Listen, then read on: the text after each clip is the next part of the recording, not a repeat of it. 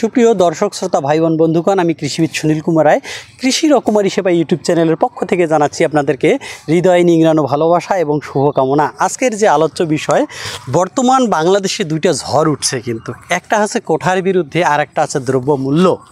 আসলে কোঠার বিরুদ্ধে আমি কোনো কথা বলবো না, বা এই রাজনৈতিক প্রেক্ষাপটের ব্যাপারে আমি একেবারে মূর্খ, এই ব্যাপারে আমি কিচ্ছু বুঝি না।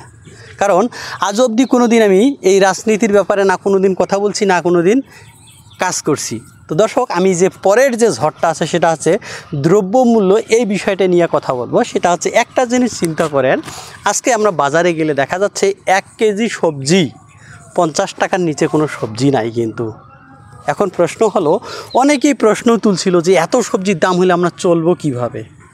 কিন্তু একটা বার ভেবে দেখেছেন যে বর্তমানে যে সবজিগুলার বর্তমান পরিস্থিতিটা কি?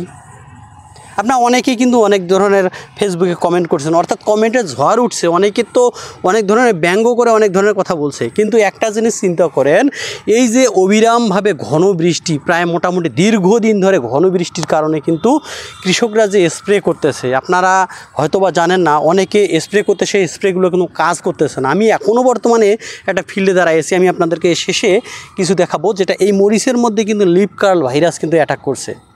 সেটা ঘন বৃষ্টির কারণে সে স্প্রে করতে পারে নাই, স্প্রে করছে, কিন্তু ঘটনা হচ্ছে বৃষ্টিতে ধুয়ে গেছে, কিন্তু পোকা সে এসে গেছে, সে ভাইরাস ছড়াই দিয়ে চলে গেছে। এটা তো তারপরও গাছ অন্তত টিকে আছে। আপনার স্ক্রিনে একটা জিনিস দেখেন যে অনেক সবজির ক্ষেত কিন্তু ডুবে গেছে, মারা গেছে। আবার দেখেন যতটুকু বেঁচে আছে সেটার কিন্তু পর্যাপ্ত পরিমাণ ফলন নাই। তা ফলন যদি না থাকে, কৃষকরা তো একটা, আজকে তো যাই হোক আমরা টাকা দিলে একটা সবজি পাচ্ছি, কিন্তু কোনো কৃষকের তো ফসলে মরে গেছে, তারা তো আসল টাকাটাও দাঁড় করাইতে পারে নাই। দেখা গেছে 2-1টা তোলা দিছে, সবজি পুরোটাই মরে গেছে। তাহলে সে যে মাচার খরচটা দিছে, কিংবা বীজ যে কিনে লাগাইছে, কিংবা সার যে দিছে, কোনোটারে কিন্তু টাকা ওঠেনি। তার দিকটা একবার ভাবুন। হয়তো আপনার এটা বলতে পারেন যে ভাই, এই জিনিসটা তো স্টকে বর্তমান, এই জিনিসটা কাঁচা বাজার, সেটা নয় দাম হইলো, কিন্তু অন্যান্য যে জিনিসগুলো আছে সেটা তো স্টক করা ছিল, সেটার জন্য দাম বাড়লো কেন? হয়তো পেঁয়াজের দামটা বেশি। কী কারণ? আমরা যে পরিমাণ ব্যবহার করি সেই পরিমাণ কিন্তু আমাদের দেশে উৎপাদন নাই, এই কারণে কিন্তু আমাদের বেশি টাকা দিয়ে কিনতে হচ্ছে। আপনারা উৎপাদন করেন। এখন হয়তো আপনারা বলবেন যে ভাই আমরা কিভাবে করব। যদি আপনি এটা নিয়ে আমি বিভিন্ন প্রকার ভিডিও তৈরি করব, আপনারা ইউটিউব চ্যানেলে চোখ রাখবেন, তাহলে কিছু আপডেট জিনিস পাবেন যেটা আনকমন। তো যাই হোক, আমি আপনাদেরকে বলি, আজকে হয়তো বা দেখা গেছে আলুর দাম বেশি। ভাই আলুর দাম বেশি, ঠিক আছে, আমরা বেশি দিয়ে কিনতেছি, কিন্তু অ্যাকচুয়ালি কি কখনো ভাবছেন যে কৃষকরা কি আসলে আলুর দাম পাইছে? হাতে গোনা কয়েকটা কৃষক কিন্তু আলুর স্টক করছে, তারা দাম পাচ্ছে। কিন্তু এখানে আসলে কৃষকরা কিন্তু কোনোটারে ভালো দাম পায় না। আজকে হয়তো আপনি বলতেছেন যে ভাই 1 কেজি মরিচের দাম 200 টাকা কেজি, কিন্তু একটা জিনিস চিন্তা করে দেখেন, 1 কেজি মরিচ উৎপাদন করতে ওই কৃষকটার খরচ কত হয়েছে। কারণ আপনারা স্ক্রিনে আরও কিছু জিনিস দেখতে পাচ্ছেন যে ঘন বৃষ্টির কারণে কিন্তু অনেক গাছ তো মারা গেছে, যে যতটুকু গাছ বেঁচে আছে সেই গাছগুলোতে কিন্তু পর্যাপ্ত পরিমাণ ফলন নাই। তো ফলন যদি না থাকে তাহলে উৎপাদন খরচ অবশ্যই বেড়ে যাবে, কারণ সে যতটুকু সার দেওয়া ততটুকুই কিন্তু সার দিছে, যতটুকু তার মাচা যে পরিমাণ টাকা খরচ হওয়া ততটুকুই হয়েছে।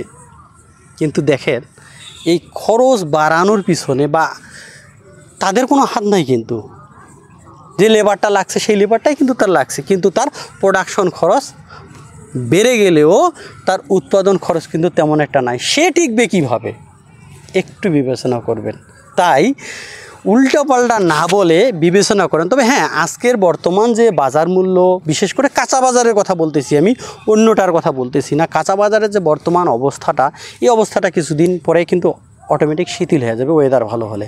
কারণ অনেকে নতুন করে সবজি করবে, তবে বাজারে নতুন সবজি না আসা পর্যন্ত কিন্তু হবে না। আপনারা হয়তো একটু ভাবলেই দেখতে পাবেন যে অনেকে সবজির ক্ষেত নষ্ট হয়ে গেছে, সেই সবজিটা তুলে কিন্তু ধান লাগাই ফেলছে। সেটা তো কখনো খেয়াল করেননি।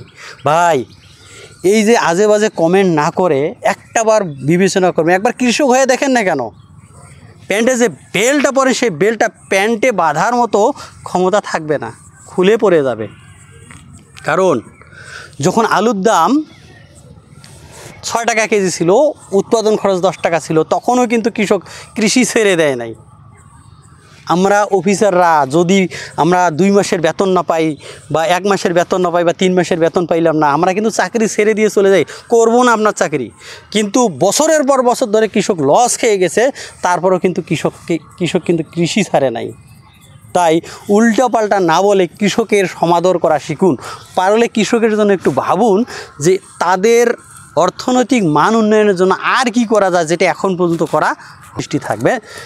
আমার কথাগুলো যদি আপনাদেরকে খারাপ লাগে অবশ্যই ক্ষমা সুন্দর দৃষ্টিতে দেখবেন, এবং যদি ভালো লাগে ভিডিওটি শেয়ার করে অন্য পাগল ভাইদের পাগলামি বন্ধ করতে সহায়তা করবেন। আজ এ পর্যন্ত, দেখা আছে নতুন আরেকটা ভিডিওতে।